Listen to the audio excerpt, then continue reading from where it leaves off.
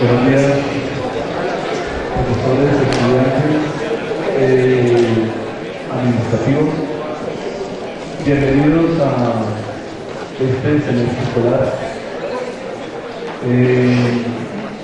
Como ya han sido informados por sus respectivos coordinadores, estudiantes y profesores, durante este semestre tendremos este espacio de socialización de propuestas, este espacio de deliberación, de toma de decisiones, de encuentro, de debate académico al interior de la facultad, los miércoles de 10 a 12, para que podamos conversar y entender que en el discurso está una postura política siempre viva.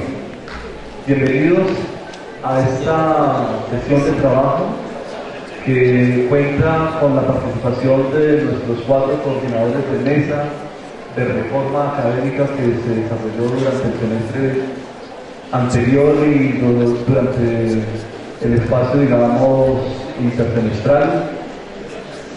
Gracias, señores profesores coordinadores, gracias, colegas delegados que participaron en el desarrollo de estas tareas. Gracias también a los estudiantes y, por supuesto, también a los administrativos que también hicieron aportes significativos para esta tarea. Sin duda, el tema de la reforma, como ya lo hemos repetido a lo largo de este trayecto, es una tarea inaplazable. El hecho de pensar en una reforma y querer situar efectivamente la Universidad Distrital Francisco José de Caldas como una universidad investigativa, como una universidad de progreso, una ciudad de progreso, pues es una tarea que convoca a absolutamente toda la comunidad. Entonces, sin más preámbulos, pues sean todos bienvenidos y agradecerle especialmente al profesor Juan Carlos Amador, que ha estado colaborándonos en la articulación y en el liderazgo, digamos, de coordinar todas estas actividades. Entonces, profesor Juan Carlos, gracias y le cedo el micrófono para que nos colabore con la metodología de la sesión de hoy. Gracias, señor decano. Muy buenos días a todos los colegas, a los estudiantes, a los trabajadores que nos acompañan. En realidad, pues, estamos en un momento muy importante, digámoslo así, de síntesis y de consolidación de la información que ha sido producida a lo largo del semestre pasado a través de una metodología que fue orientada por la hoja de ruta que en su momento fue desarrollada y organizada, negociada a través del papel importante que jugó la multiestamentaria, y esta facultad se tomó muy en serio el cronograma de cada una de las actividades relacionadas con esa hoja de ruta. Como todos saben, se desarrollaron una serie de actividades, entre ellos unos coloquios y unas mesas de trabajo que sesionaron a lo largo del semestre pasado y que recién en los últimos días han terminado de organizar la información respectiva en relación con 4 temas estratégicos para pensar la reforma de la Universidad Distrital. Una de ellas es los procesos académicos, otra es la de los procesos administrativos, la tercera, el tema de gobernabilidad, democracia y participación, y la última, la de infraestructura, planta física y todo este tipo de temas. Para la sesión del día de hoy y para no quitar tiempo, la metodología es muy sencilla. Cada uno de los profesores que estuvo en la coordinación de las mesas va a contar con 20 minutos para hacer una presentación sucinta de los contenidos más importantes de su mesa de trabajo. Vale decir que aquí hay un esfuerzo que quizás no se va a poder reflejar hoy, pero que es bueno decirlo. Detrás de la presentación de PowerPoint o de la exposición que va a hacer cada profesor, hay un documento, digamos, en extenso, en el que se explicitan cada una de las temáticas, los contenidos, los diagnósticos y las propuestas específicas, y un documento que hemos llamado resumen ejecutivo.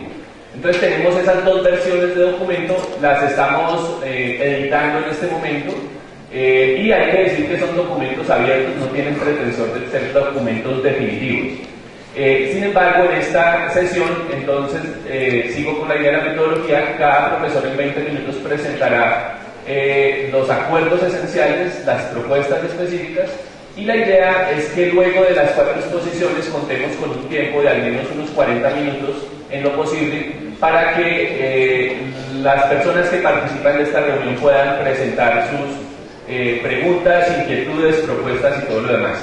Pensamos que la metodología es mejor así con el propósito de optimizar el tiempo. Entonces procedemos con la mesa número 1, que es la de profesor Carlos Guevara, que estuvo en esta mesa. Gracias. Buenos días. Más que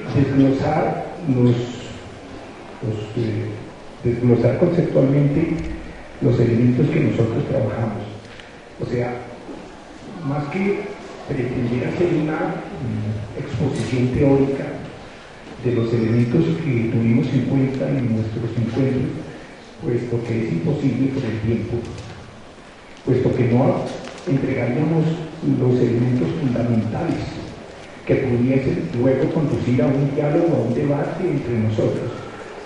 Por las limitaciones del tiempo, entonces nuestro grupo de trabajo va simplemente a describir lo que fue el proceso semestral, las etapas que tuvo, las participaciones y el resultado final. Meramente a nivel descriptivo, que se entienda bien que por incapacidades del tiempo no podemos desglosar teóricamente los conceptos que incorporamos en el documento. Pero la invitación está para que quienes deseen conocerlo, quienes deseen responderle a ese documento, quienes deseen hacer propuestas de ajuste, pueden recibir el documento y reflexionar sobre él y contribuir a su fortalecimiento, puesto que ese documento está abierto y estará siempre, me imagino, a nuevos aportes. No tiene la pretensión de ser un documento último, acabado, fino, perfecto. Es simplemente el resultado del trabajo de un grupo de personas. Un grupo en el que estuvieron estudiantes, profesores y también algunas personas del sector administrativo, de la parte administrativa. Nuestra mesa de trabajo abordó 5 aspectos. El tema grande era los temas académicos. Había 5 partes en esa mesa académica. 1, epistemología y currículo. 2, formación. 3, investigación. 4, extensión y proyección social. 5, internacionalización. Como vemos, son temas muy delicados, muy complejos, sobre los que se han escrito volúmenes infinitos a lo largo de la historia del pensamiento occidental y de las teorías sobre lo que es la universidad y sobre lo que puede ser la universidad. Dijéramos que estos son como los pilares esenciales sobre los cuales se ha construido toda una teoría de lo que es la formación universitaria. Por tanto, es un ejercicio imposible apropiarnos de todas esas discusiones. Hemos trabajado para poder visualizar con cierta claridad el espíritu de esas ideas, el espíritu de esos conceptos históricamente construidos por toda la comunidad internacional. En epistemología, por ejemplo, no entendemos la perspectiva epistemológica solo como el manejo de modelos y criterios de una tradición científica, sino que incorporamos en esa concepción, en esa visión de epistemología, las nuevas perspectivas en la construcción del conocimiento a partir del resurgimiento de nuevas lógicas que conducen a la sociedad en todos los ámbitos de la cotidianidad. Por eso hoy en día se habla de epistemologías emergentes y de epistemologías del sur o de epistemologías alternativas. Formas de construir conocimiento que entran en debate con las formas consideradas tradicionalmente como científicas, dijéramos como de orden positivo.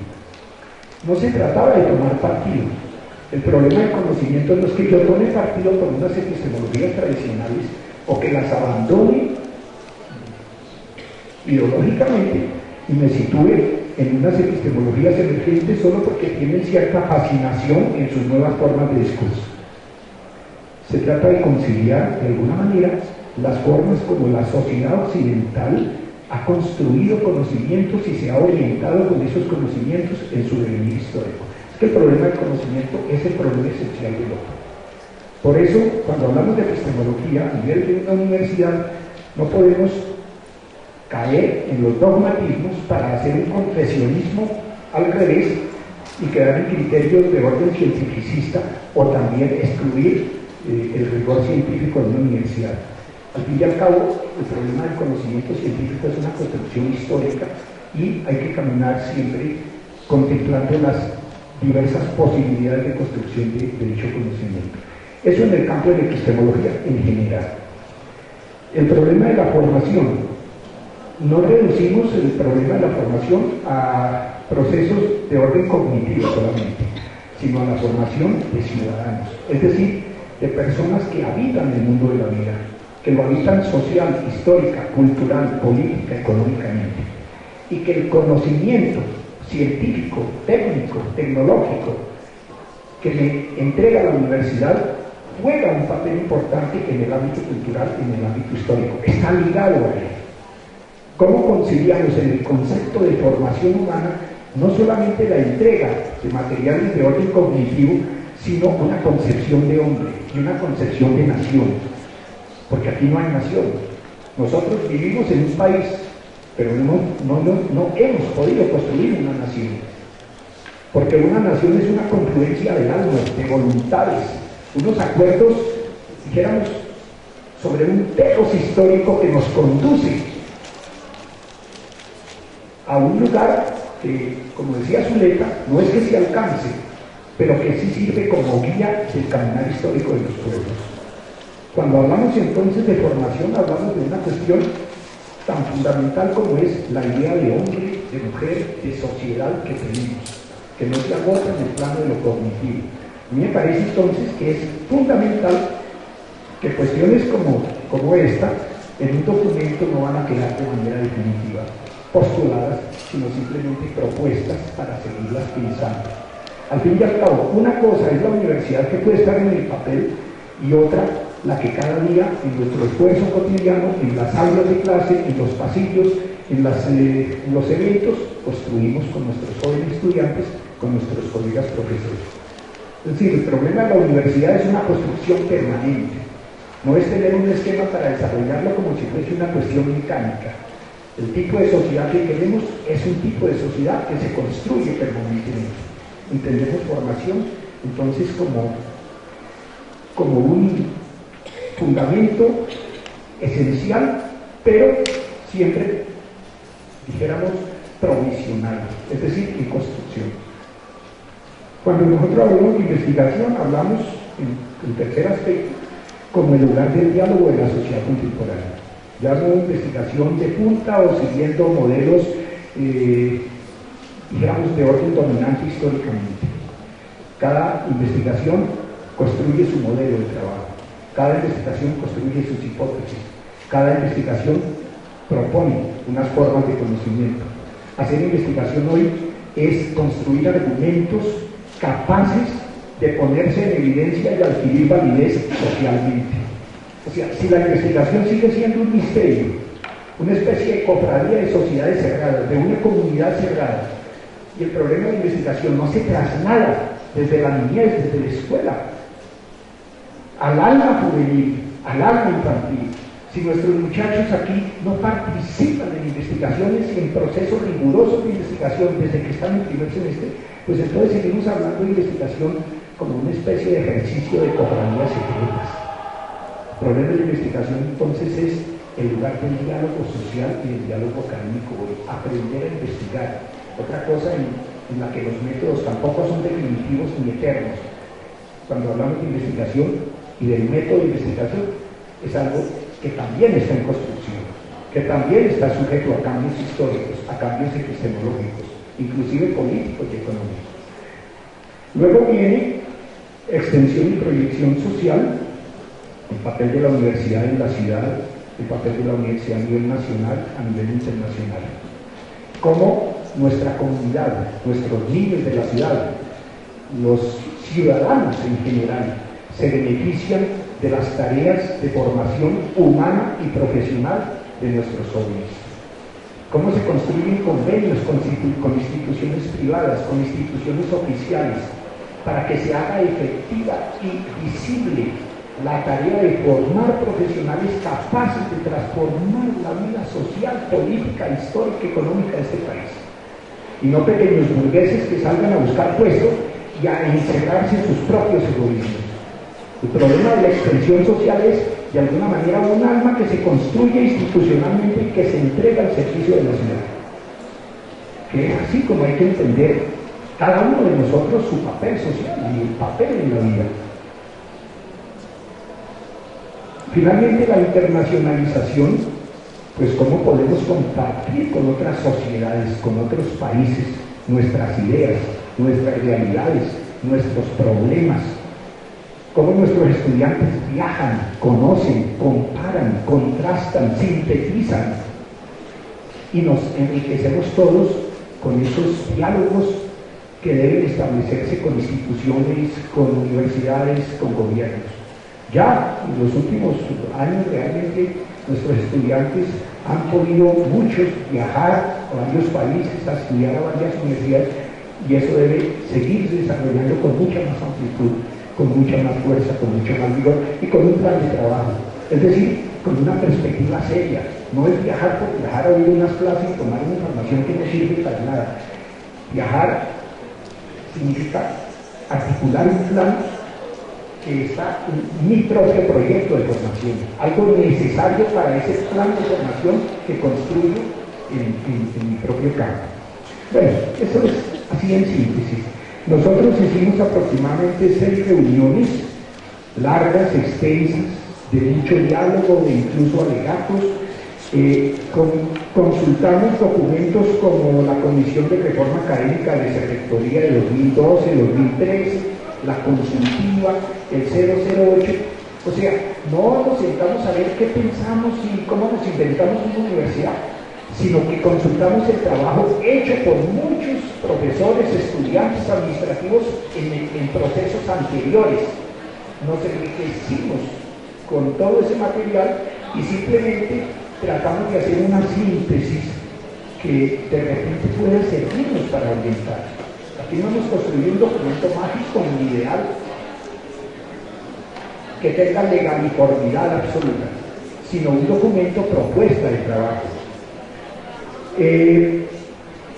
El documento tiene entonces, de cada uno de estos aspectos, una parte conceptual de 2-3 páginas, que entendemos por epistemología, por formación, tal, así en los términos que lo he explicado, pero un poco más desarrollado.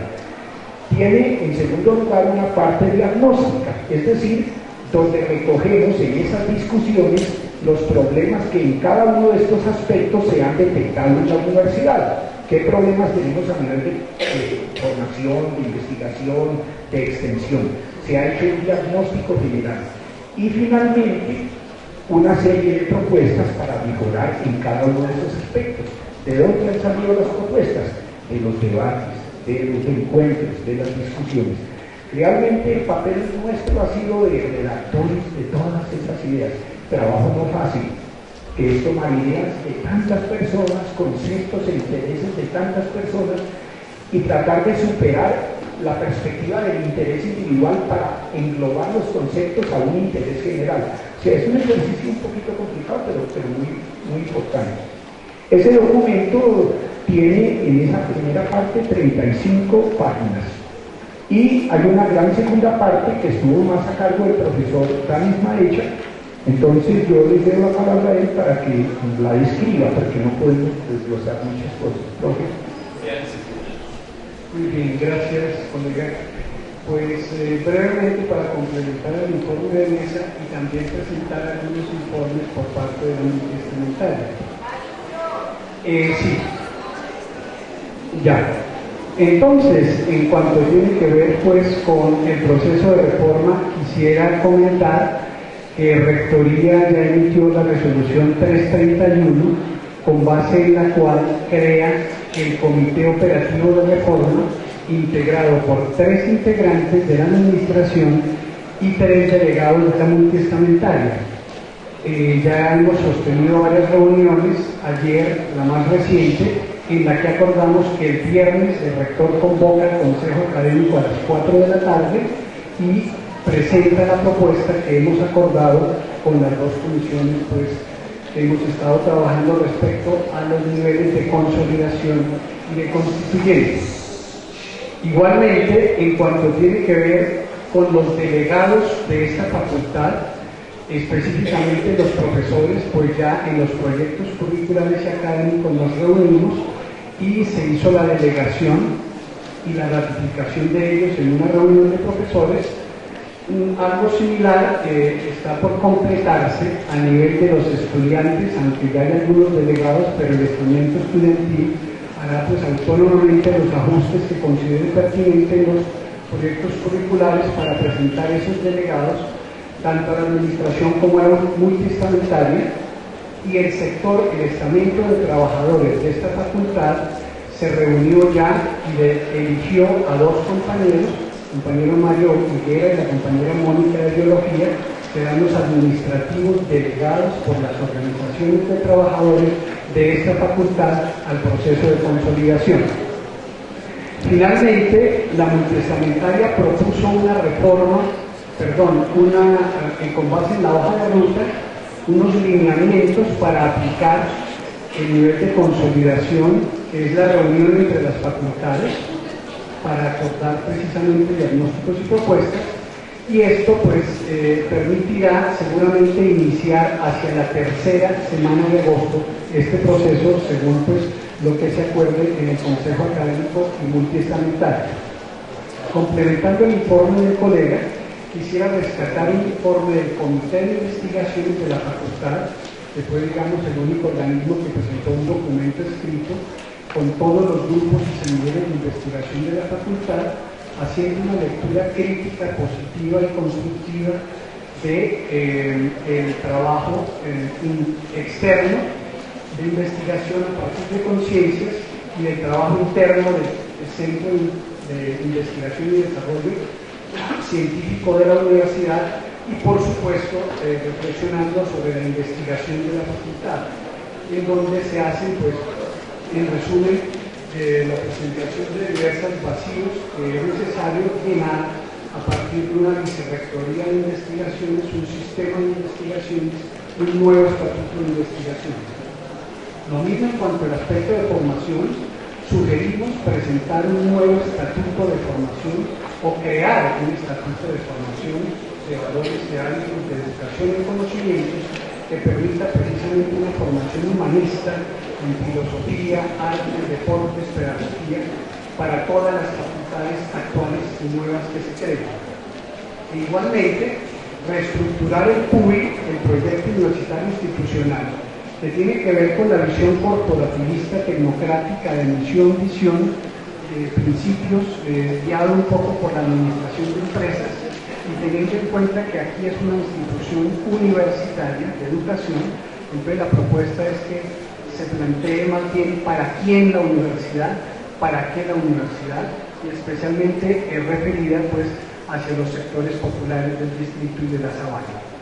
Finalmente, en cuanto al Plan de Desarrollo Estratégico 2007-2018, pues se ven diversos vacíos, particularmente en el área de proyección social, lo cual implica, por supuesto, la creación de la vicerrectoría, el sistema y el nuevo estatuto de extensión y proyección social, con que la universidad, las facultades actuales y nuevas facultades, y las futuras seguramente nuevas escuelas que se acuerden crear, pues tendrán sus diversos consejos respectivos, con base en los cuales pues tendrá que repensarse ese plan de investigación, formación y extensión para todas las facultades. Muchas gracias. Un minuto le robo, Juan Carlitos. Mire, olvidábamos decir que una de las discusiones que se han dado es si organizamos la universidad por facultades, por escuelas, por institutos, etc. La dimos, reflexionamos sobre eso.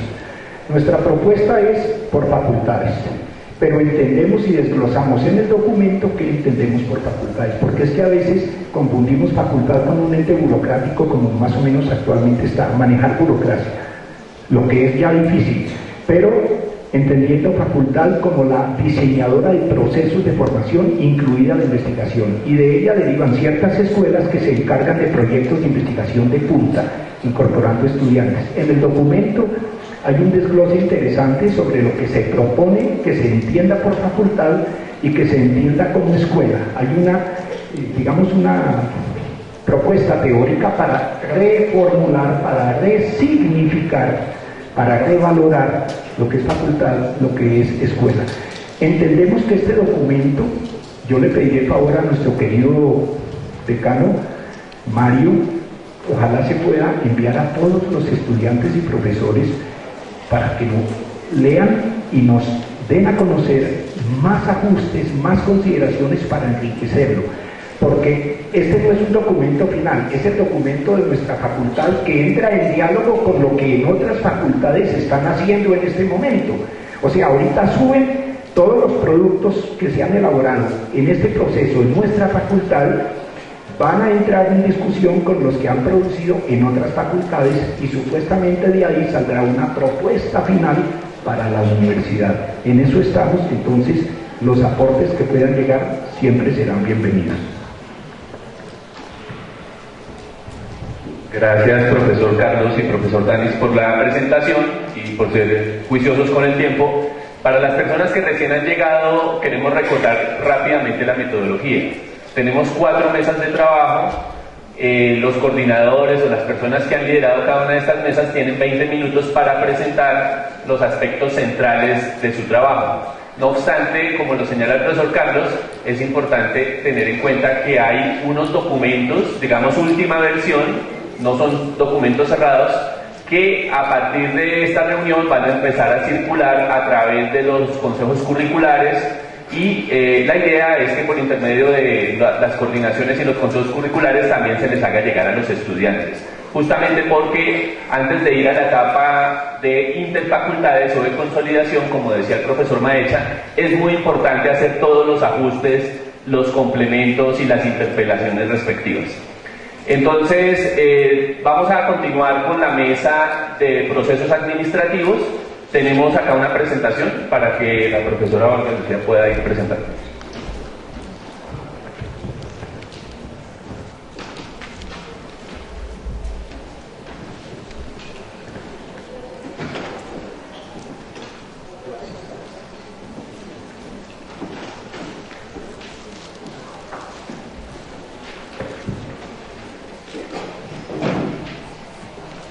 Buenos días.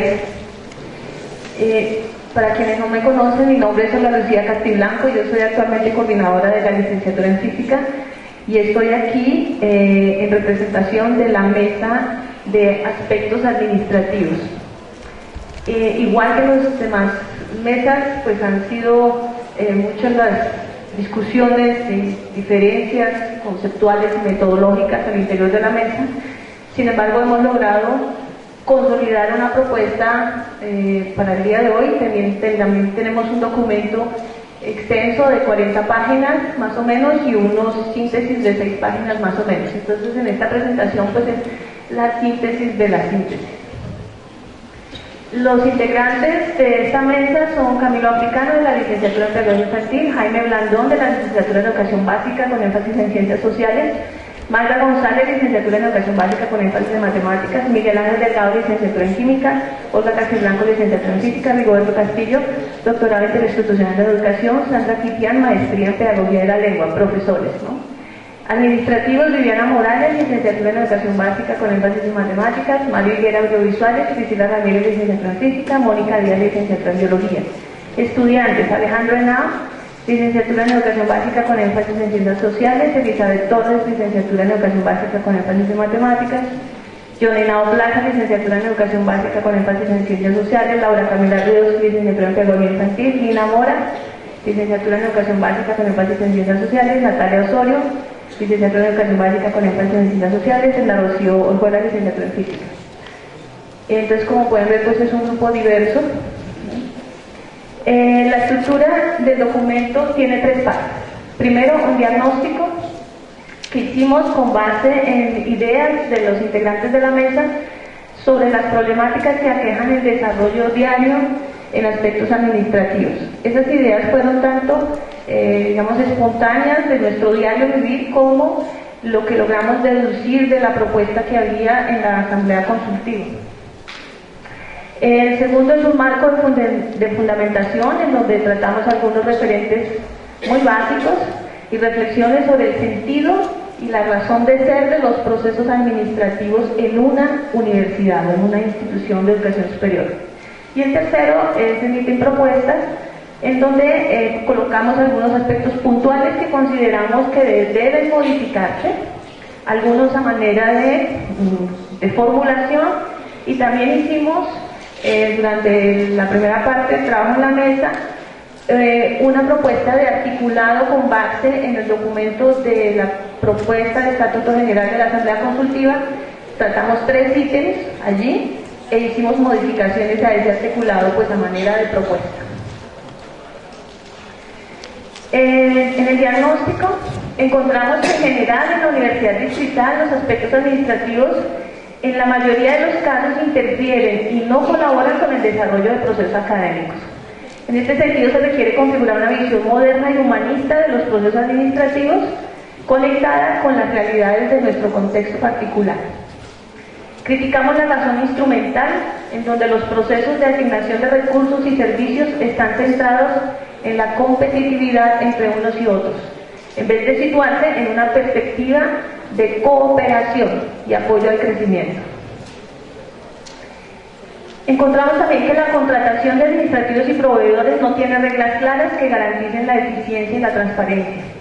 La Oficina de Planeación y Control no hace seguimiento a los planes de desarrollo de la universidad, ni actúa en concordancia con las necesidades y posibilidades reales de la comunidad.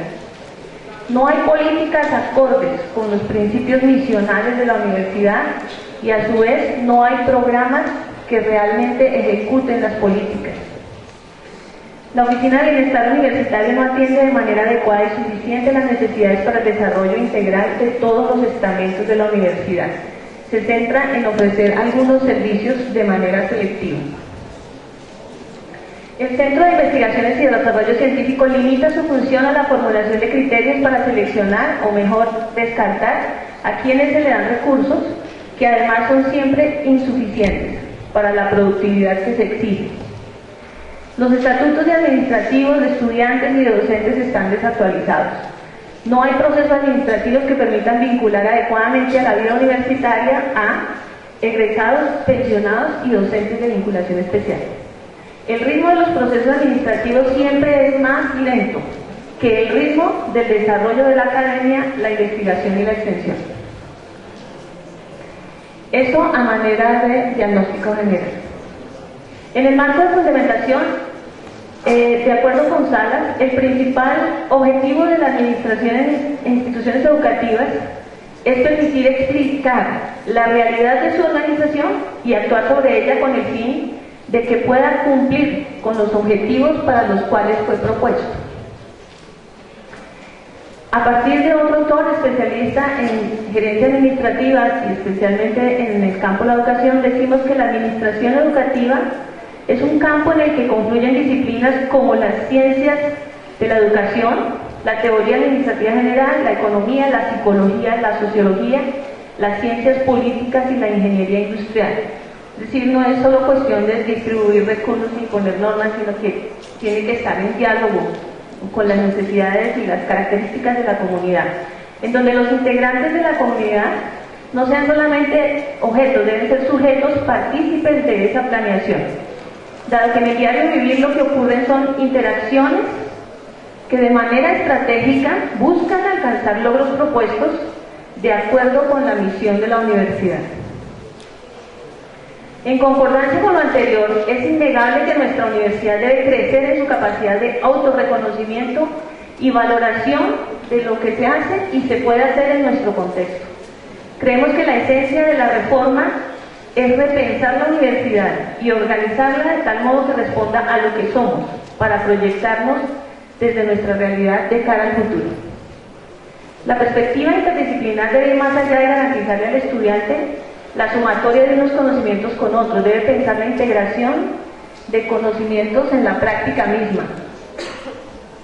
La perspectiva internacional debe ir más allá de la movilidad y pensar a la universidad como una fortaleza capaz de producir conocimiento de interés de la comunidad regional e internacional.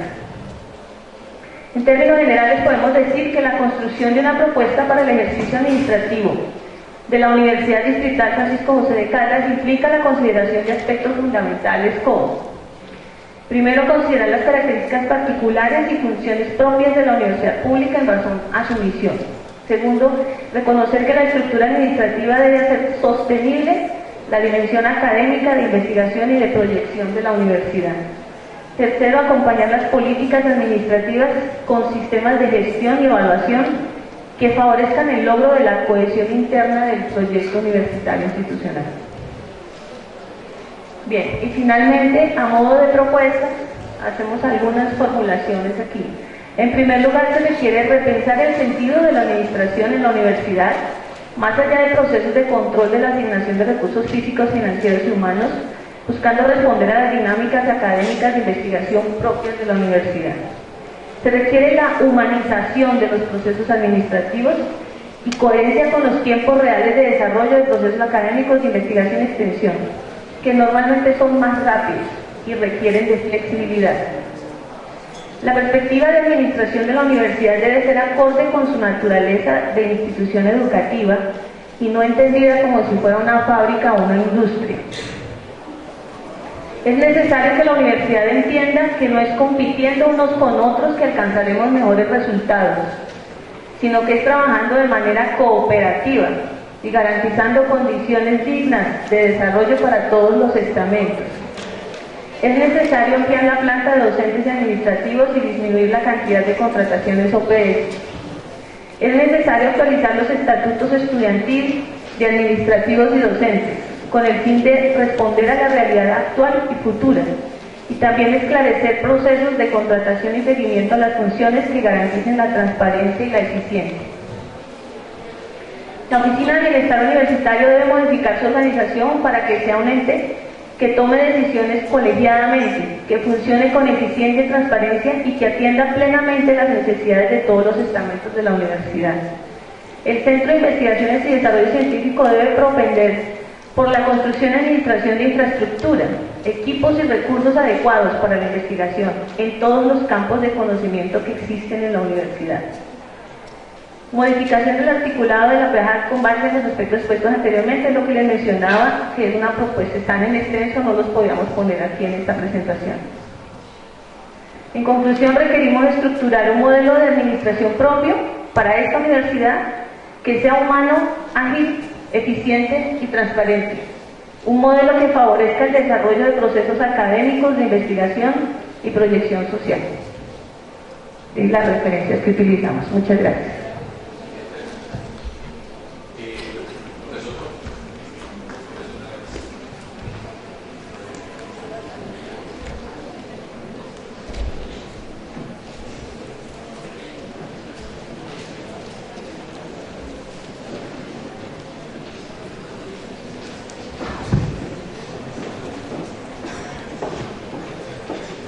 Buenos días.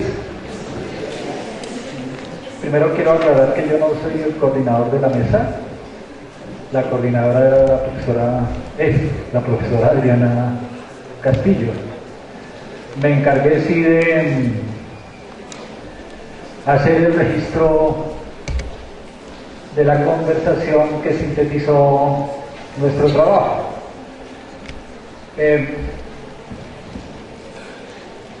Hacer el escrito quiere decir en el tablero, o sea, el que está en la presentación. Lo primero que tenía que decir ya lo dijeron todos los otros en sus introducciones, así que ya lo dijimos. Y luego de los debates que tuvimos, acordamos que era conveniente que nosotros, mesa de trabajo, hiciéramos un planteamiento nuestro sobre democracia, participación y gobierno. Y en ese debate fuimos conversando, llegando a acuerdos que cada vez que se llegaba a eso, entonces el acuerdo se registraba en el tablero y finalmente el acuerdo último fue el que está registrado, además de nuestra presencia ahí. Y entonces esta es una fotografía del debate que tuvimos. Y entonces empezamos.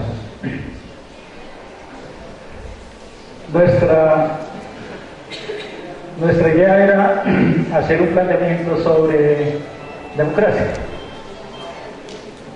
Yo no sé si puedo utilizar... No. Y entonces me toca moverme más.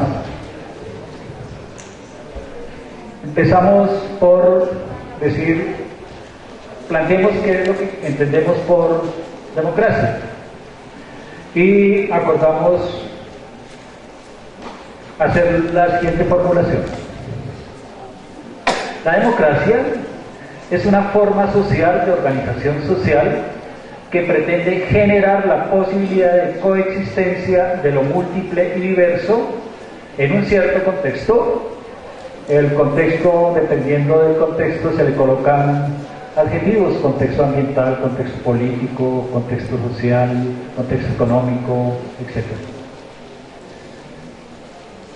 En condiciones de igualdad, cuidado y garantías. Y paso a explicar un poquito esa idea.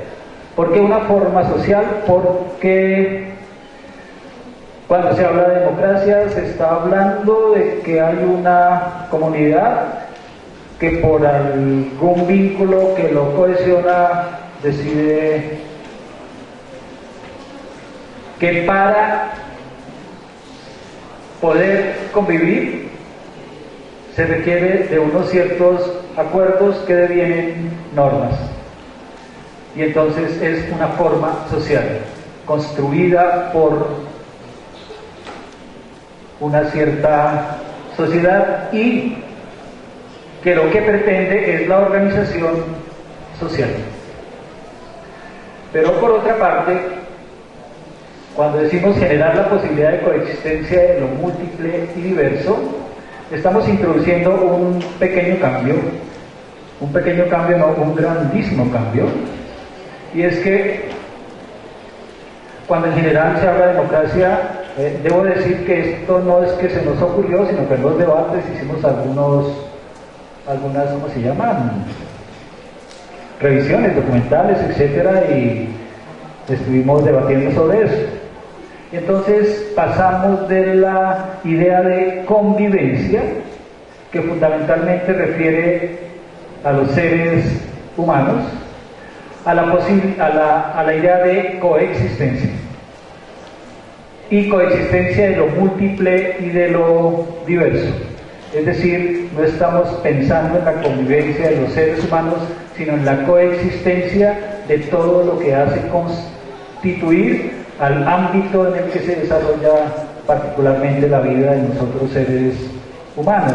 Entonces, no están solamente considerados los seres humanos, sino, para decirlo tiernamente, los pajaritos también, el agua, los bosques, los ríos, todo aquello que nos permite ser, y que para poder ser en democracia entonces tenemos que incorporarlo como constitutivo de aquello que pretende organizar el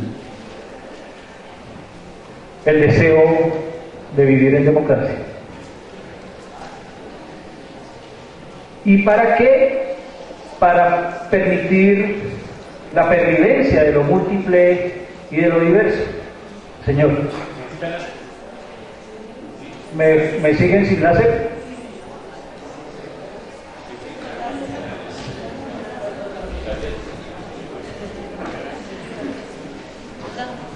Primera sensibilidad que voy a usar un láser. Cuidado. Estamos aquí. pensar la coexistencia de lo múltiple y diverso, hace que estemos pensando en la igualdad. Somos iguales, no somos más unos que otros, sino que esa posibilidad ha de considerar la vida de todo cuanto en el ámbito en que se desarrollan nuestras vidas exista, se desarrolle. Y entonces por eso la importancia de la igualdad, pero para la pervivencia. Y para que haya pervivencia, entonces tiene que haber cuidado. Tenemos que cuidar lo nuestro. No solo cuidarnos a nosotros mismos, no solamente cuidarme a mí mismo, sino cuidar el ambiente y todo lo que en el ambiente ocurre. Eso tiene implicaciones importantes, por ejemplo, para la organización académica de la universidad. Tenemos una facultad de medio ambiente. Y entonces la Facultad de Medio Ambiente ha de estar específicamente y particularmente pensando en eso, produciendo conocimiento sobre eso, produciendo acción sobre eso. Pero también las facultades que tenemos ahora, la de Ciencias y Educación. Ahí deberíamos estar pensando en el cuidado de aquellos, además de nosotros mismos, de quienes van a tener encuentros con los que de aquí salen, que no quiere decir ni más ni menos, sino cuidar de los niños y las niñas y los jóvenes para que puedan ser en democracia, pero eso lo desarrolla muchísimo mejor la mesa de procesos académicos. Y por supuesto, las garantías. Es decir, en ese acuerdo al que se llegue, debe haber norma que obligue el cumplimiento del deber para que efectivamente se den garantías de igualdad y de cuidado y de coexistencia de esa sociedad que decide vivir de esa forma. Hasta ahí, ¿cómo hago?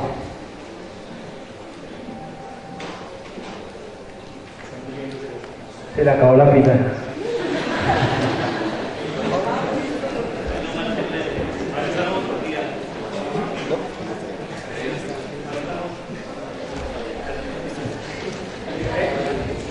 Ahí van siguiéndolo, por favor. Todo eso es posible. Concluimos en la mesa solo a condición de que haya participación. Y solo a condición de que haya participación, porque la democracia es una forma social de organización social. Y sin la participación de la sociedad, sin la participación de todos, de todo lo plural y diverso que hay, incluso de los caballos de tiro que llaman, pero los caballos de tiro no tienen voz, y entonces hemos de ser nosotros voz de los caballos de tiro, y eso no es raro. En estas construcciones los bebés no tienen voz, en los debates los bebés no aparecen. No obstante, nosotros hablamos por los bebés, y entonces los bebés están ahí. Eso es lo que quiere decir asumir la democracia como posibilidad de coexistencia de lo múltiple y diverso, no solo de los seres humanos, insisto. Pero tiene un problema la participación, que la participación no surge espontáneamente, sino que ha de haber formación. En los desarrollos de la democracia, la participación emergió como derecho. En toda democracia, tenga la forma que tenga, se realice como se realice, se reconoce la participación como un derecho. Pero ese derecho no hace que haya participación si yo no lo ejerzo, si yo no hablo si no me pronuncio? Y yo no puedo pronunciarme si no he tenido formación en la participación. Y entonces la formación emerge como sustento importantísimo para la realización de democracia vía la participación. Y entonces tiene que haber formación en participación, pero como dicen las personas de la mesa de procesos académicos, no hemos de entender la formación en participación como introducir en todos los ámbitos, particularmente en el ámbito escolar, cursos sobre formación, sobre participación. No, es introducir una forma de trabajo distinta a las formas de trabajo actuales que hagan inevitable la participación de quienes están ahí, que es particularmente lo que intentamos hacer en la licenciatura en educación básica con énfasis en matemáticas. Bueno, y entonces está la formación en la base. Todo eso hasta el momento va puro deseo. Eso desearíamos, podríamos ser así. Y para sustentar ese deseo se requiere de 3 sentimientos. Sentimientos: la confianza, la sinceridad y la esperanza. La esperanza, porque un deseo sin esperanza es una quimera. Si yo no tengo la esperanza de que mi deseo se realice, entonces el deseo, no trabajo por ese deseo, me debilito. Pero además, sin sinceridad, es decir, sin la correspondencia entre lo que digo y lo que hago, y que lo que hago va para lo que digo, entonces la democracia se cae. Pero se cae mucho más si no hay confianza. Y si no hay confianza por un elemento importante, y es que esa idea de democracia no se da tampoco espontáneamente porque yo individualmente decida vivir en democracia. Y entonces no necesitemos de más norma que el entender la democracia, sino se necesita una estructura.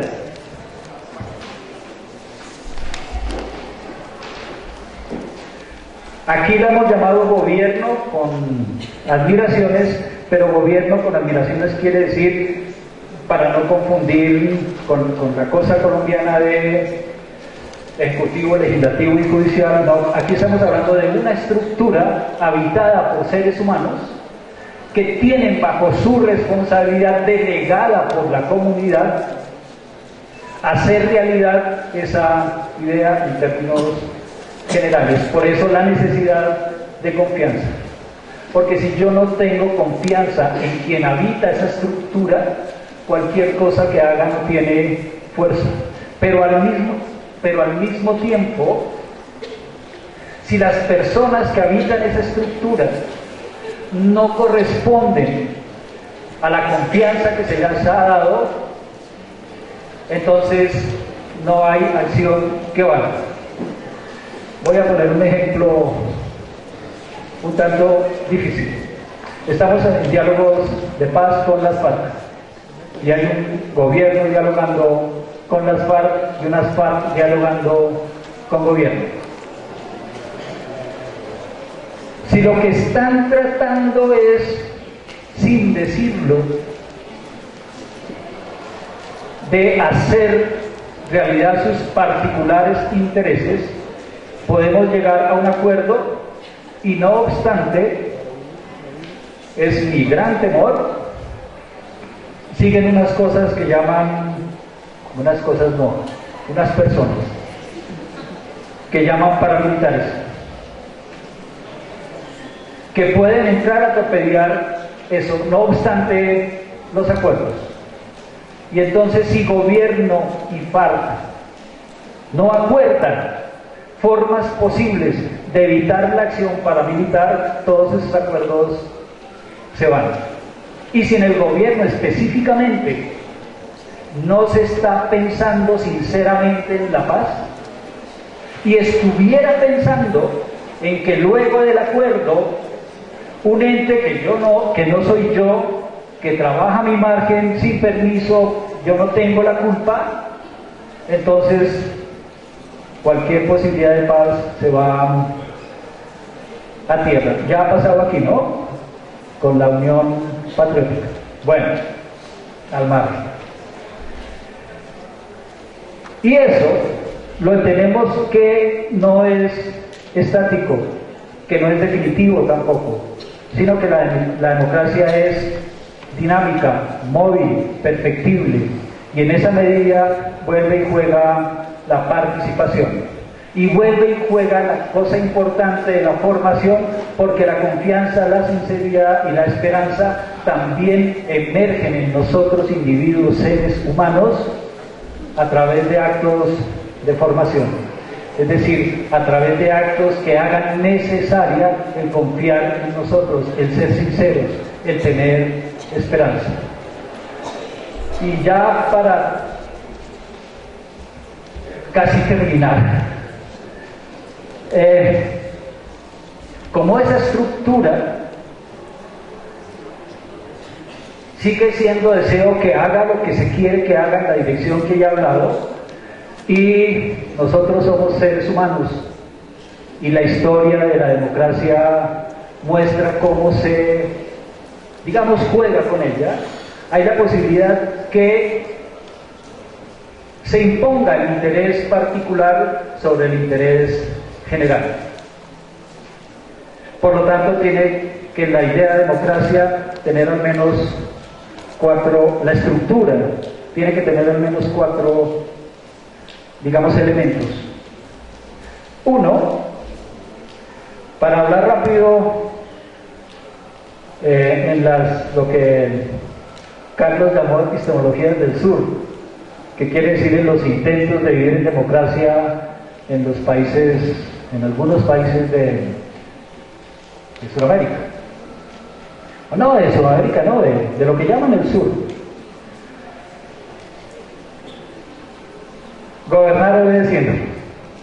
Es decir, debe quedar institucionalizado el acatamiento de la voz de quienes los delegan para dinamizar, para realizar el deseo de democracia. Pero por otro lado, entonces, tiene que haber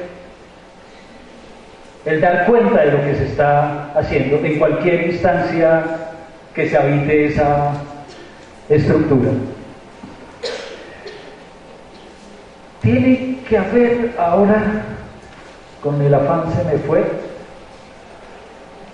me toca recurrir a los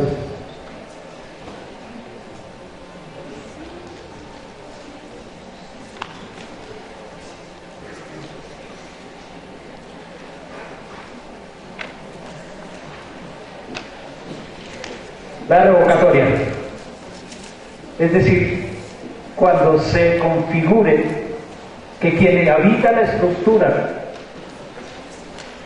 no actúa cabalmente de acuerdo con la norma, entonces debemos tener el derecho a la revocatoria. Y la otra,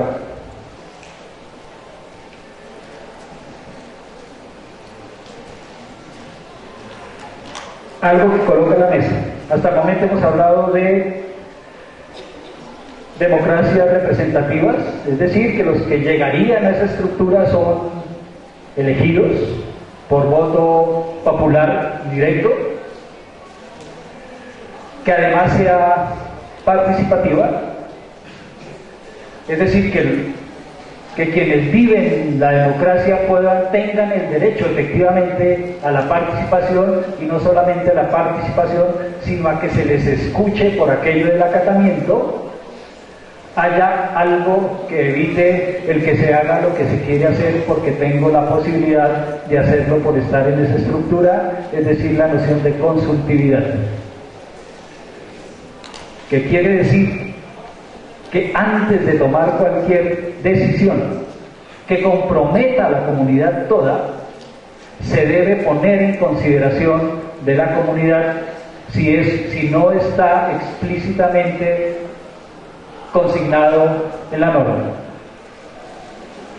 Voy a poner un ejemplo. Los TLC. Los TLC, quienes habitan esa estructura que se llama gobierno, que se llama Congreso, tomaron la decisión de firmar un TLC. No obstante, todos los argumentos que había en contra de los TLC, argumentos de razón, argumentos prácticos, no obstante se tomó la decisión. Y entonces no está el asunto del acatamiento. Y finalizo diciendo que todo eso es como fin primero y último la búsqueda del bien común. Pero en la mesa dijimos otra vez, el bien común por la tradición refiere solamente a los seres humanos. Y por lo tanto dijimos, si vamos a hablar de lo múltiple y de lo diverso, la noción de bien común no recoge el espíritu de estos sentires, de estos pensares, de estos haceres, y retomamos otra vez las epistemologías del sur con la noción de buen vivir, que efectivamente recoge el cuidado de la totalidad. Finalmente, algo que sí tengo que decir que es muy mío es parafrasear a John Lennon, para los que no conozcan. John Lennon, en una de sus canciones famosas, dice: dirán que soy un soñador, pero no soy el único. Y parafraseándolo, quiero terminar diciendo: dirán que somos unos soñadores, pero cómo perdernos la oportunidad de ser en democracia. Gracias.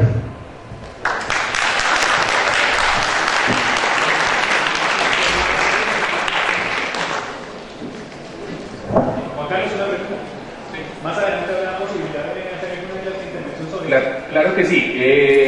Digamos que para optimizar el tiempo lo que les proponemos es que escuchemos la última intervención del profesor Gary. Él hizo una presentación en PowerPoint y vamos a contar al menos con 20 minutos para conversar, retomando un tema específico o pues como ustedes consideren.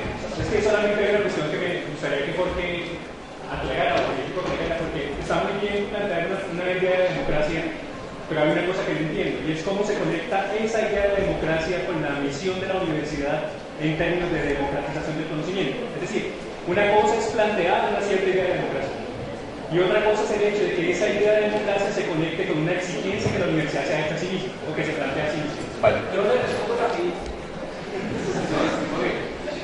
¿Todos escucharon? En relación con democratización del conocimiento, que es parte de la misión. Cuando yo oficié de secretario académico de la facultad y el rector era Osa Escobar,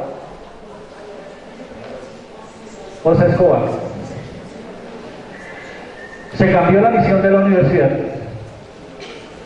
En la misión de la universidad estaba la democratización del conocimiento. Y en la administración de Osa Escobar, esa misión cambió por democratizar el acceso al conocimiento. Y yo se lo planteé y me dijo: ay, sí, tienes razón. Eso es lo que yo llamo, lo que exige la consultividad. Yo no puedo unilateralmente cambiar una palabrita que borra o que cambia el espíritu de una misión. Porque el espíritu de la misión, democratizar el conocimiento, es distinto a democratizar el acceso. Eso abre la posibilidad, por ejemplo, de la cobertura y de ampliar, etcétera, y eso es lo que importa, y entonces estamos cumpliendo la misión. Y entonces, si bien en este momento tenemos una misión, este proceso de reforma nos obliga a repensar esa misión. De todos modos, quiero recordar que al final de la cuarta intervención todos podrán, bueno, las personas que así lo deseen podrán hacer las preguntas específicas. Muchas gracias, profesor Jorge, por la síntesis. Buenos días. También recuerdo, mi nombre es Gary Muriel, soy el coordinador de la licenciatura en Pedagogía Infantil e integrante del Consejo de Facultad. En la mesa 4 de Infraestructura y Recursos participamos a lo largo del proceso las siguientes personas: el profesor John Elber Bello, el profesor Ángel Borges, quien les habla, la profesora Flor Ángel Ricón, la profesora Patricia Inés Vizcano, Eliana Garzón, los estudiantes Jason Torres, Francisco Javier Zambrano, el profesor Miguel Ángel Maldonado, el profesor Homer Calderón, la profesora Sandra Castro Lesmes y el auxiliar del proyecto de lengua castellana, Edwin Bautista.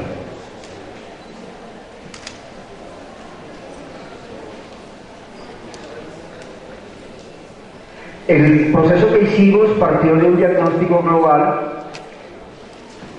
en el cual revisamos un poco las condiciones de los espacios de la universidad y la infraestructura de esta. A partir del informe elaborado por estudiantes de la licenciatura en física, se concluyó que la comunidad universitaria no cuenta con espacios suficientes y óptimos para el desarrollo de actividades académicas, de investigación, extensión y administrativa. Esto se debe primordialmente porque tan solo tiene 60.814 metros cuadrados de construcción para atender a más de 27.000 estudiantes, lo que constituye la segunda población estudiantil más alta de la capital, de los cuales el 97% provienen de estratos 1, 2 y 3, y de estos el 64% provienen de colegios públicos. Ahora bien, en relación con los espacios construidos en el caso particular de la Universidad Distrital Francisco José de Caldas, actualmente se presenta un grave déficit de infraestructura, ya que la totalidad de sus campus en sus 14 sedes, edificios que son propios o arrendados o prestados, cuentan con 66.952.57 metros cuadrados. Es decir, eso arroja un promedio de 2.23 metros cuadrados por estudiante, y para alcanzar por lo menos el promedio colombiano se debería tener en total unos 174.477 metros cuadrados. Es decir, falta por construir 107.524 metros más de lo que actualmente tenemos. Este grupo de estudiantes que realizó un estudio muy juicioso que nos presentó a la mesa y que constituyó un elemento importantísimo para continuar el proceso, plantea que aún teniendo construida la sede nueva de Bosa, el aumento por metro cuadrado solo sería aproximadamente unos 15 o 20 centímetros por persona, pensando en que eso se distribuye de manera, digámoslo así, tanto ideal en toda la infraestructura de la universidad. Es decir, se pasaría de 2.23 a 2.40 o 2.42 metros cuadrados por estudiante. Esto sin pensar un poco, ellos digamos se centraron en ese análisis, pero tendríamos que incluir en el análisis también lo que pasa con la relación de metros cuadrados también con profesores y con trabajadores, lo cual obviamente agudiza un poco más la situación.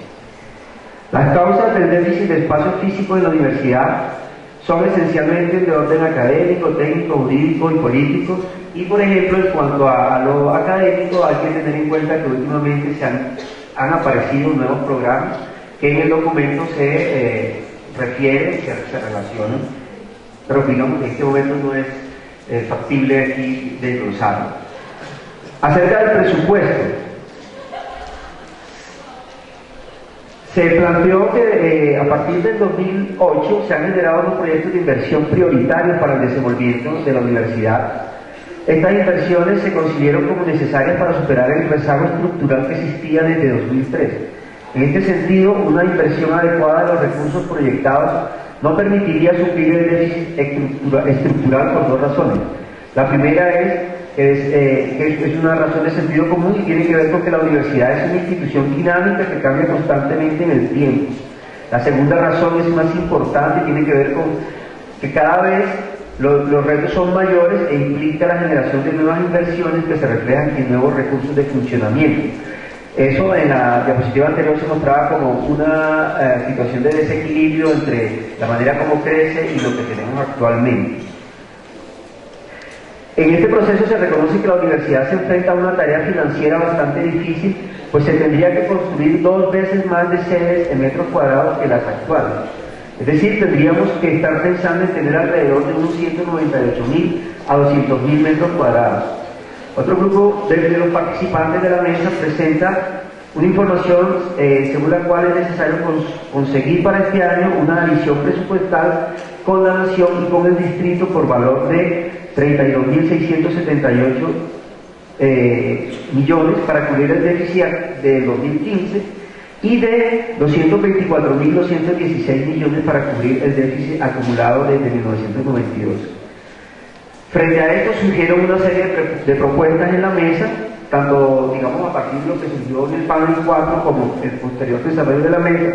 Se recalcó que es este el aspecto esencial para pensar la reforma, pues la claridad frente al tema presupuestal permitiría tener también un horizonte más claro de hasta dónde se puede llegar en la concreción de una reforma viable. Por ello, en las discusiones surgidas en la mesa 4 se reconocieron esencialmente 2 tendencias. Por un lado, una consideración mayoritaria del grupo de integrantes de la mesa 4 que le apunta a reconocer que el asunto presupuestal es prioritario a la hora de pensar la reforma, lo cual obliga a hacer exigencias concretas de aumento real de la base presupuestal de la universidad antes que embarcarse en la apertura de facultades y en la construcción de sedes que no responden a una planeación lógica y racional. Por el otro lado, el otro grupo presenta un planteamiento centrado en una reingeniería de la administración de los recursos que permitiría aprovechar los excedentes financieros. En relación con la primera parte de la propuesta, el aumento real de la base presupuestal.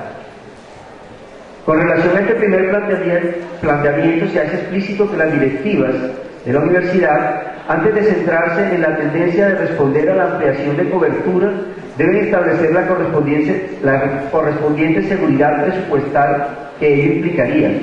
Esto es, no solo se debe basar en la inquietante propuesta de respaldar estos incrementos de cobertura en planes de subsidio a la educación que está planteando el actual gobierno, sino en exigir un aumento presupuestal que permita realmente ampliar dicha cobertura. En esencia, que no se acoja la recomendación de ampliar cobertura obteniendo recursos adicionales vía internacionalización, extensión y redes. Se plantea que aceptar dicha recomendación implicaría en el fondo asumir las políticas gubernamentales de privatización de la universidad pública, lo cual implicaría que la universidad distrital se distanciaría del modelo de universidad pública financiada totalmente por el Estado. Y este modelo de universidad pública financiada totalmente por el Estado es el que defiende la mayoría de integrantes de la mesa. En síntesis, se propone que nos limitemos a un crecimiento que esté señalado por lo que permite un presupuesto predefinido, proyectando el crecimiento de la universidad y por ende aspectos que tienen que ver con la reforma, basándose en la lógica de derecho y la administración eficaz de los recursos que se reconoce como que en este momento, aunque hay algunas dificultades, tiene un componente lógico, pero que además se necesitaría complementar esa estrategia con los recursos adicionales que se generarían con una nueva estampilla compartida con otras universidades. En cuanto a el punto segundo de reingeniería de recursos, hay un grupo de integrantes de la mesa, un grupo que plantea que se debe establecer una reingeniería en la administración de los recursos que permita aprovechar cabalmente los excedentes financieros. En el 2014 dichos excedentes fueron de 4.200 millones y esto marca un hecho desafortunado en la administración de la universidad, dado que se ha generado una práctica en la cual no se utilizan los recursos que se tienen y se quedan, digamos, a final de cada año presupuestal, una serie de recursos sin utilizar. Frente a esta situación se presentan unas alternativas. Se plantea una primera opción que se debe tener en cuenta para manejar ese tipo de excedente y tendría que ver con lo que ocurre con los pensionados, independientemente del situado presupuestal. El Estado tiene la obligación de garantizar los derechos laborales de sus trabajadores, en este caso docentes y funcionarios, y aquí se puede reconocer una fuente de recursos en el fondo de pensiones. Se esperaría que teniendo un fondo de pensiones definido, el Estado asuma un dinero para pagar dichas pensiones, que de aquí a unos 30 años aproximadamente, a los 500 pensionados que tiene la universidad, se tendría que manejar la manera como se administran esos recursos. Eso permitiría que se liberen alrededor de unos 60.000 millones de pesos, que de acuerdo a lo que plantea en la Ley 30, podrían quedar libres. Este recurso para el aumento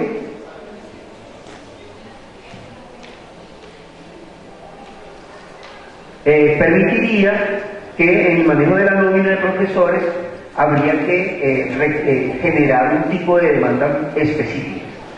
Entonces se debe lograr que el Estado pague lo que debe pagar y que se asuma la ley que dice que los dineros deben estar en ese tipo de fondos. Adicionalmente se plantea que se requiere en este momento una estrategia complementaria que tendría que ver con lo que se ha llamado el pacto de concurrencia, y entonces se proponen unas declaraciones al respecto. Se requeriría, para poder liberar esos 60.000 millones de pesos, que se apruebe el cálculo sobre ese tipo de planteamiento, pero que además se certifiquen los porcentajes de concurrencia de parte de la Nación, el distrito y la universidad. Se aprobó desde el 2009 un cálculo que permitiría que el distrito aportara el 76%, la Nación el 19% y la universidad el 5% aproximadamente. Pero para eso, además, se requeriría otra acción complementaria que implica la utilización de al menos el 20% de la estampilla que se definió en la ley para cubrir el pasivo pensional y de cesantías en la universidad. La deuda que tiene actualmente el distrito y la Nación con los recursos no girados desde 1993 y 1997 respectivamente alcanzan, digamos, un tope que tiene que ver con el 10% del presupuesto que a la fecha se apropia. Y cabe señalar entonces que el 20% del recaudo de la estampilla está previsto para financiar pensiones y cesantías en la universidad. Una segunda estrategia de reingeniería en el manejo de recursos podría encontrarse en el adecuado uso de espacios disponibles. Por ello hay que considerar que tenemos disponibilidad de una serie de instalaciones educativas en el distrito que no están cabalmente ocupadas. Entonces aquí surgió una propuesta esencialmente a partir de los planteamientos del profesor Omer Calderón, que es una propuesta adicional que hace parte de los procesos que se desarrollaron en la mesa, y es un documento que está disponible también para ser consultado. Finalmente, tuvimos en cuenta elementos que están presentados allí en la presentación de manera muy esquemática, que tienen que ver con el último análisis que nos presentó la Oficina de Planeación, según el cual actualmente el gasto de funcionamiento de la universidad debería aumentar para suplir las nuevas necesidades de inversión. No obstante, los ingresos de funcionamiento disminuyen en relación con el normal desarrollo de actividades funcionales. El gasto de funcionamiento aumenta en un promedio de un 5% y los recursos actualmente crecen solo en un 1.2%. Si seguimos en esta lógica, la calidad se reducirá, porque con los mismos recursos debemos dar cuenta de los nuevos espacios físicos y con los recursos humanos y tecnológicos producto de nuevas inversiones. Así, a mayor potencial y menor cantidad de recursos, se pone en peligro la sostenibilidad de la universidad, por lo que es urgente una inyección de recursos de funcionamiento para que la senda de equilibrio cambie de la tendencia decreciente actual y nos posicionemos en sendas de equilibrio más adecuadas.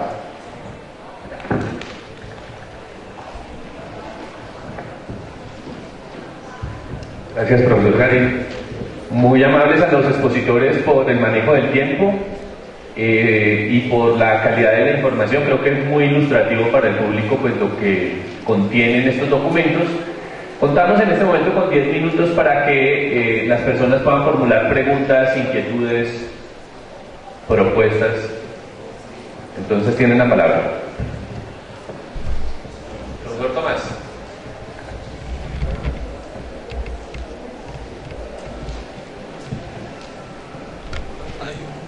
No tenemos el micrófono inalámbrico, así que les... Ah, sí, sí lo tenemos. Gracias.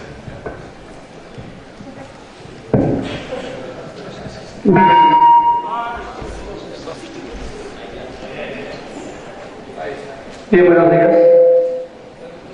Bueno, solamente quiero hacer referencia a un par de elementos que me parecen de capital importancia para el caso del informe que se presentó por parte de la Mesa de Democracia, Participación y Gobierno. Y es que lo que expuso brillantemente el profesor Jorge es quizá una parte del informe general que contiene lo producido por esta mesa, que recoge efectivamente como nuestro ideal de democracia en la universidad, que efectivamente está plasmado en todos los documentos institucionales, digámoslo así. Pero además de esto, pues en el documento tiene 7 apartados. El apartado se sustenta, el profesor Jorge es uno de ellos, y pues vale la pena rescatar o decir que en el último de los apartados de este documento, pues nosotros hacemos unas propuestas específicas en relación con lo que efectivamente debería ser la democracia, la participación y el gobierno en la universidad.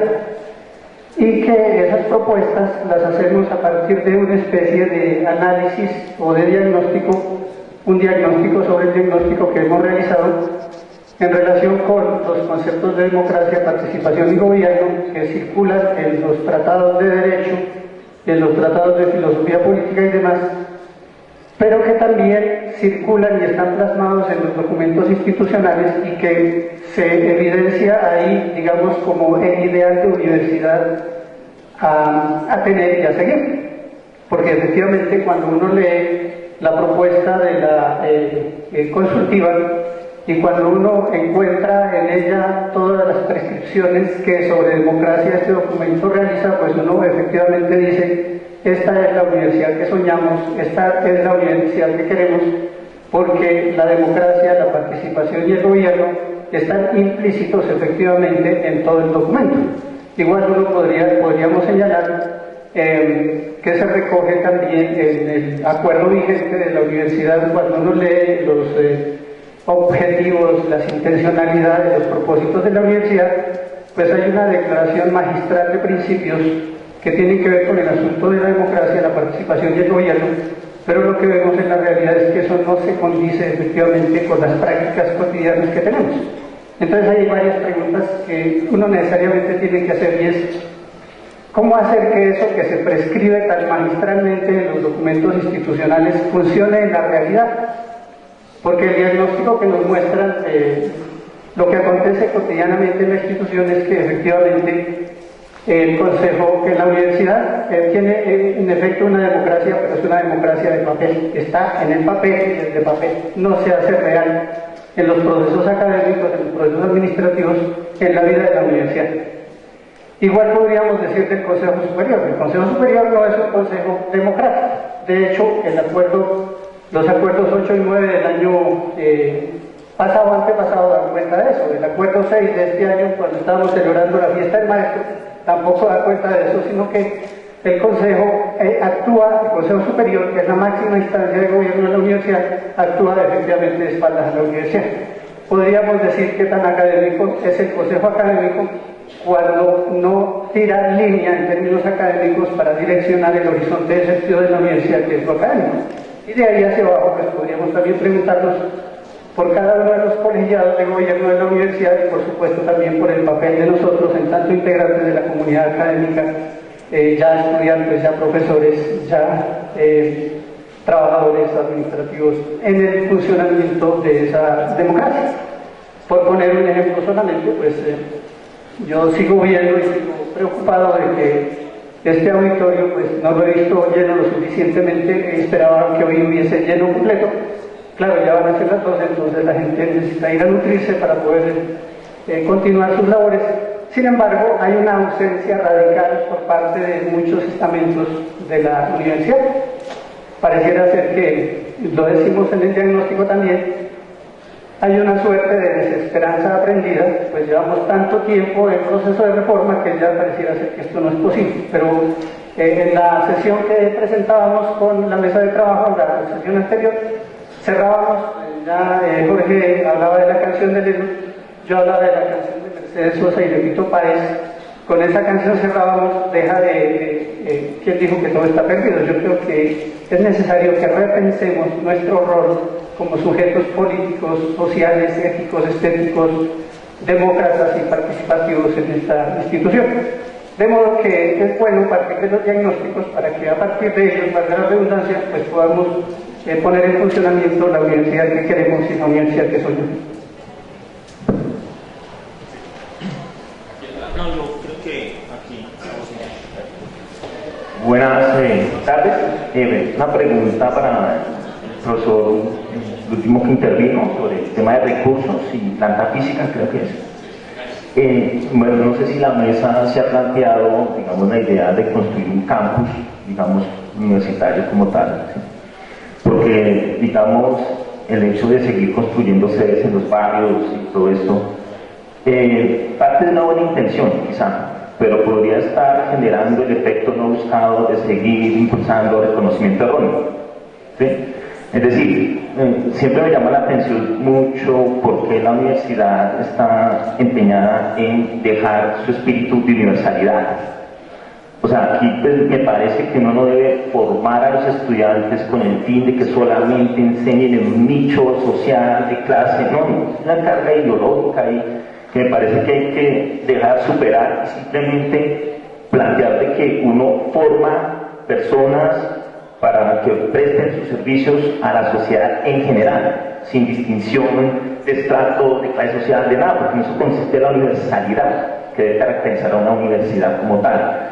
Un campus, desde el punto de vista de la infraestructura, lo que hace es cohesionar a la universidad, que tenga mayor identidad.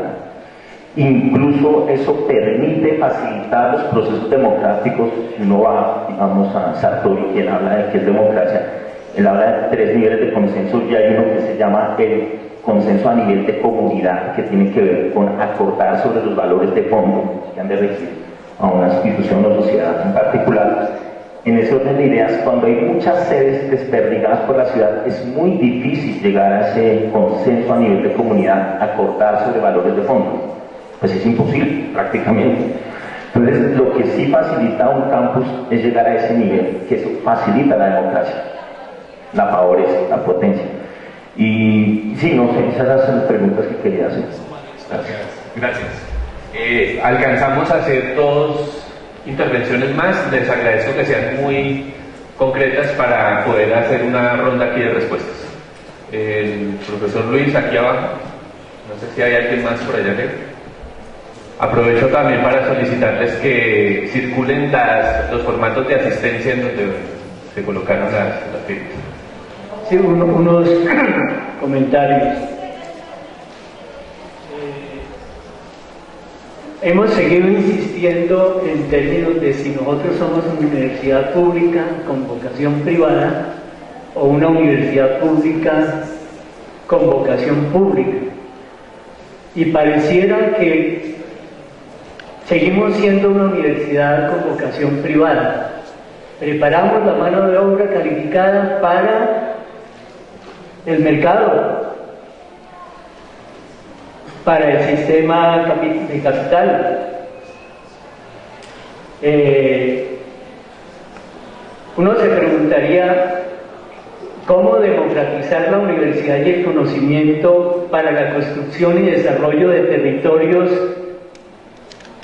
en las UPZ, en las alcaldías o en lo que se llama la ciudad-región de Bogotá. ¿Cuáles son los planteamientos que nosotros estamos haciendo para abrir la universidad, no para que sea nuestra, porque la autonomía universitaria no es para nosotros los universitarios, sino para la autonomía y la emancipación social? Y nosotros no tenemos un patrón de comparación si analizamos por qué la Nacional, los Andes, la de Antioquia, la del Valle, la UIS y 3 universidades más hacen parte, hablemoslo del puesto, porque el ranking ha sido establecido, no porque el ranking sea lo necesario y lo ideal, pero nosotros no tenemos una mirada de universidad en el conjunto de las naciones del mundo para oponernos a la globalización. Me parece que habría que revisar algunos conceptos allí sobre eso, incluso sobre democracia para los miembros de la universidad, así seamos 20 o 30 mil personas, o democracia para 8 o 10 millones de habitantes y no sé cuántos tendremos en el 2050 o en el 2030. Entonces también somos un poco cortoplacistas en tener la idea y la mirada de la universidad. Sobre presupuesto, sí, evidentemente Petro le dio una estampilla a la Universidad Pedagógica Nacional y le congeló los dineros a la estampilla de la Universidad Distrital. ¿En qué condiciones es que nosotros estamos hablando del presupuesto de una organización de universidades, un SUE, universidades estatales de la región? ¿Y cuál es el planteamiento que nosotros estamos haciendo respecto de eso, de la relación de la universidad pública distrital con las otras universidades públicas que están de alguna manera cubriendo presupuestos que deberían ser de la universidad distrital?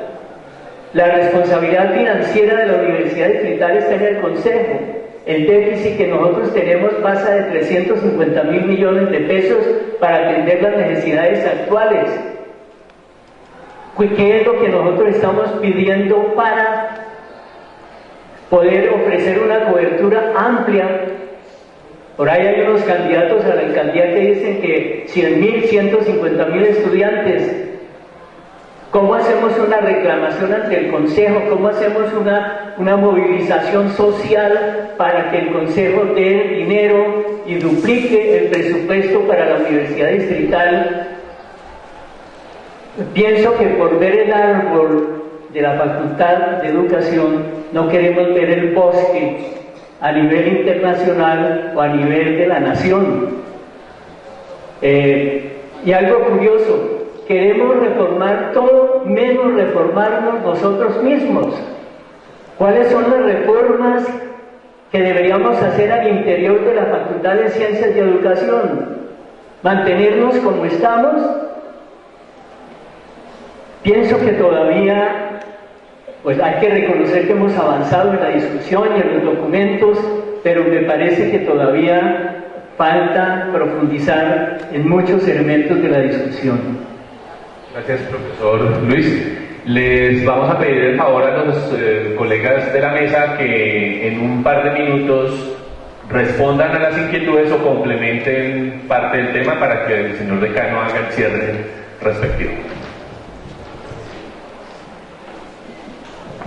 En torno a la pregunta que hizo el compañero estudiante, le comento, en el proceso se acogió esa propuesta que surgió de los estudiantes, o de los docentes, no, está hueco, parece el estudiante.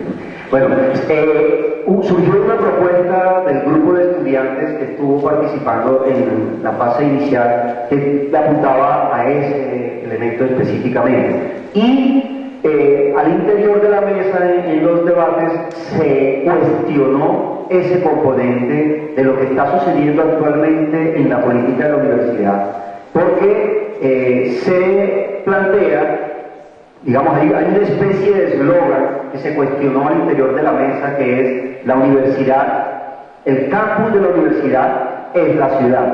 ¿Sí? Eso es un eslogan que se ha manejado y que se cuestionó desde la mesa, porque en el fondo implica asumir, por ejemplo, ese tipo de situaciones, y que ya empezaron a ocurrir en el hecho que, por ejemplo, el traslado de estudiantes e incluso de profesores de una a otra sede para asumir en una misma jornada el desarrollo de las clases implica un componente presupuestal que no lo está asumiendo la universidad, sino que le toca a los estudiantes o a los profesores. ¿Sí? No se ha dado todavía la situación con trabajadores. Pero por ejemplo, en esa dinámica tan inquietante de una aparición, digámoslo así, tanto desmedida de más y más facultades, llegará un momento en que, por ejemplo, los asistentes de un proyecto curricular les tocaría que asumieran parte de la jornada en una sede y luego parte de la jornada en otra sede. Por ejemplo, en este momento hay una propuesta que le apunta a que en la sede de OSA no esté exclusivamente eso que se denominó la Facultad de Ciencias de la Salud, sino que hay una propuesta para que ahorita se desplacen a esa sede que ya está casi por terminarse, pero que no tiene en este momento una población específica que va a estar allá. Entonces hay una propuesta de enviar a esa sede parte de los proyectos curriculares de otras facultades. Y entonces ahí va a aparecer inmediatamente esa situación. Yo quería darle la palabra para complementar ese aspecto al profesor John, que tuvo uno de los planteamientos así muy críticos al interior del proceso de la mesa en torno a ese aspecto. Bueno, mire, lo que pasa es que ese tema ya ha sido discutido en esta universidad como desde que yo era estudiante, por allá en el año 90 y algo. Entonces, ese es un tema que la universidad ha asumido, el del campus único, pero además que políticamente hoy no responde a las políticas aplicadas por la rectoría de la universidad. Es decir, cuando uno escucha hablar de que Bogotá es nuestro campus, de que vamos a tener sedes no por facultades, sino sedes de la universidad, lo único que puede pensar en términos académicos es en currículos estandarizados, por ejemplo. Porque parte del discurso que está construyendo el hecho de que tengamos sedes por toda Bogotá, ¿cierto? Pero anexo a eso es que los estudiantes las sedes de la universidad están muy cerca de la casa de los estudiantes con el fin de que los estudiantes puedan ir a hacer ahí sus asignaturas. Y eso solamente sería construible desde unos currículos quietos y estandarizados. Pero ese hecho ya sucede dentro de la universidad.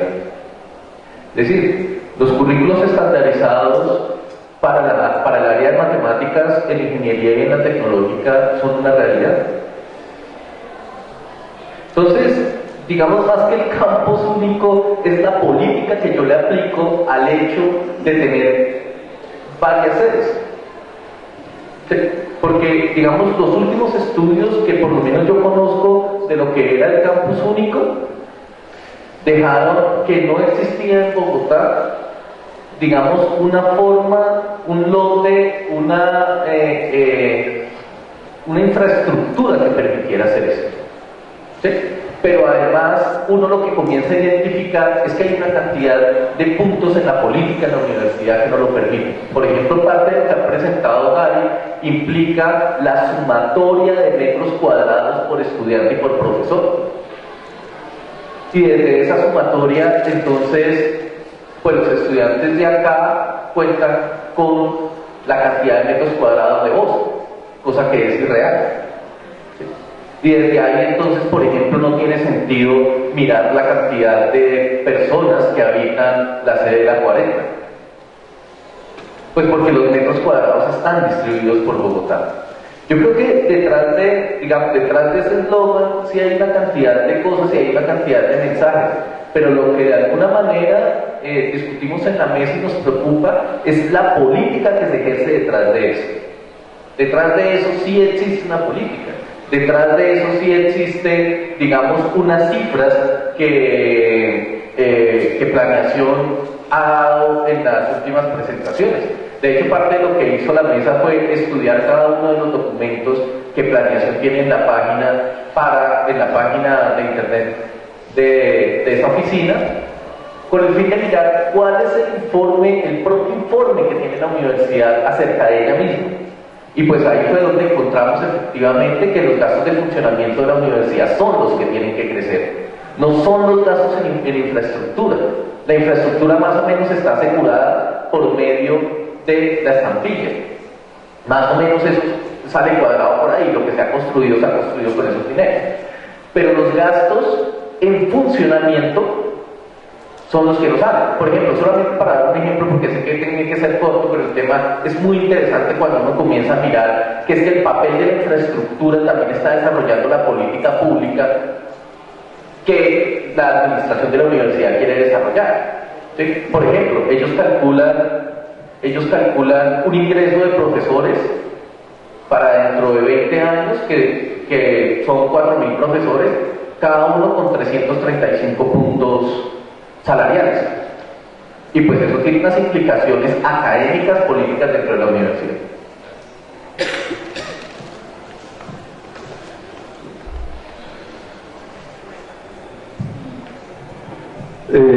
Colegas, apreciados estudiantes, yo simplemente quiero cerrar señalando tres cosas. La primera, agradecerle al Consejo de Facultad que ha, digamos, liderado esta idea de tener un espacio institucional para hablar en público, para pensar en público y para que tengamos, insisto, un espacio de deliberación. Lo segundo es que creo que se ha insistido en la mayoría de reuniones y quiero hoy reafirmar esa idea.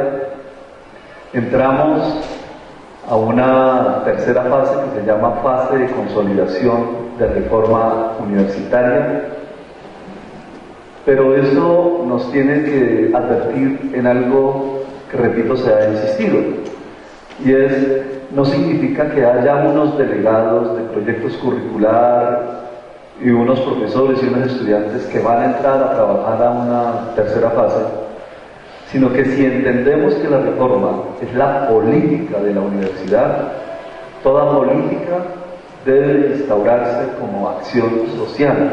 En tanto tal, esa acción social debe mantenerse viva en los proyectos curriculares, con estudiantes, con profesores, porque creo que de lo contrario pues no estaríamos hablando, digamos, de una reforma universitaria donde realmente haya aquello que tanto hemos repetido en estos escenarios, como es el tema de la participación, de la democracia. Lo segundo o tercero que quiero señalar es que estos escenarios también nos tienen que poner de presente algo que en mi consideración es fundamental para seguir avanzando en el camino. La historia de Occidente ha estado marcada por una concepción de deseo platónica y deseamos aquello que nos falta y nos mueve aquello que nos falta, la media naranja. Pero sí creo también importante que mirar el deseo desde lo que nos falta puede ser interesante, pero también podemos mirar la perspectiva del deseo desde las potencias que somos. Porque podemos también caer en fatigas. Nos falta participación, no está lleno el auditorio, falta mayor comunicación, falta. Creo que también es hora de que en estos espacios de deliberación, en estos espacios de pensar en público, también reconocer las potencias que tenemos para seguir adelante en el camino. Lo cuarto que quiero señalar es que efectivamente no es una tarea fácil el tema de una reforma. La semana entrante tendremos ya una información oficial de parte del cuerpo directivo de la universidad, no solamente de la facultad, sino de la universidad, para mostrar aquella metodología y la agenda de trabajo a seguir en adelante y seguir, como bien lo dijo el profesor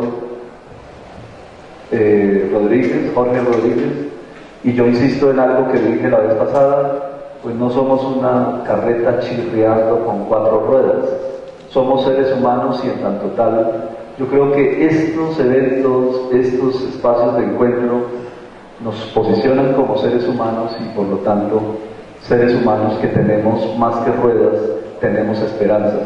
Seguimos fijos en la idea de que podemos tener una reforma universitaria y de que podemos tener una universidad, insisto, de progreso para una ciudad de progreso, a pesar de las 1001 batallas que debamos librar para poder llegar a ese puerto que todos soñamos. Nos esperamos la próxima semana, pero les ruego el favor que estemos atentos a las informaciones que circulan a través de las coordinaciones y, por último, decirles el esfuerzo que ha hecho el Consejo de Facultad siempre ha sido de poner el discurso de reforma en el marco institucional, cosa que seguiremos haciendo en esa línea política. Colegas, estudiantes, directivos, muchas gracias y nos veremos la próxima semana.